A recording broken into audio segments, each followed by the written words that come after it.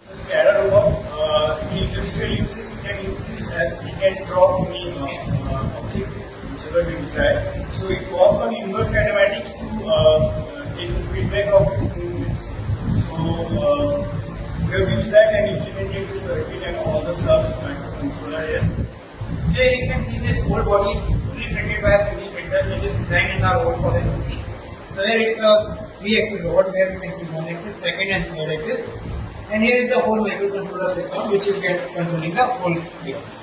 And in the future, we are adding one more axis here in the end part of this system, you can say. So it will be a 4-axis robot in the future. Thank you so much.